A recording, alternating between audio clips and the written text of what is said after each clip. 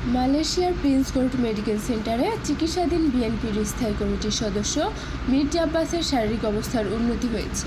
বুধবার 6 মে সন্ধ্যায় বিএনপির মিডিয়া সেলের সদস্য সাইরুল কবির খান এ তথ্য জানিয়েছেন। মির্জা আব্বাসের সহধর্মিণী আফরোজা আব্বাসের বরাত দিয়ে তিনি বলেন, মির্জা আব্বাস এখন পুরোপুরি শঙ্কামুক্ত। তিনি ধীরে ধীরে সুস্থ হচ্ছেন এবং পরিবারের সদস্যদের সঙ্গে কথা বলতে পারছেন। মেডিকেল বোর্ডের সিদ্ধান্ত অনুযায়ী ঈদুল আজহার আগেই তার দেশে ফেরার পরিকল্পনা রয়েছে।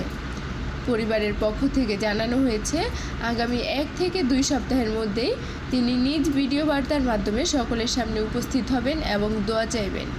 শারীরিক প্রক্রিয়া ও থেরাপি শেষ করে খুব শীঘ্রই তিনি দেশে ফিরে আসবেন। গত 11 মার্চ ইফতারের সময় অসুস্থ হয়ে পড়ার পর রাজধানীর এভারকেয়ার হাসপাতালে মির্জা আব্বাসের মাথায় অস্ত্রোপচার করা হয়। এরপর উন্নত চিকিৎসার জন্য তিনি সিঙ্গাপুরে যান। সেখান থেকে বর্তমানে তিনি চিকিৎসার জন্য মালয়েশিয়ায় অবস্থান করছেন। বিএনপির স্থায়ী কমিটির সদস্য ও প্রধানমন্ত্রীর রাজনৈতিক উপদেষ্টা এবং ঢাকা 8 আসনের সংসদ সদস্য মির্জা আব্বাসের শারীরিক অবস্থার উন্নতির খবরে নাসিরউদ্দিন পাটোয়ারি লিখেছেন, fight the odds and come back comrade.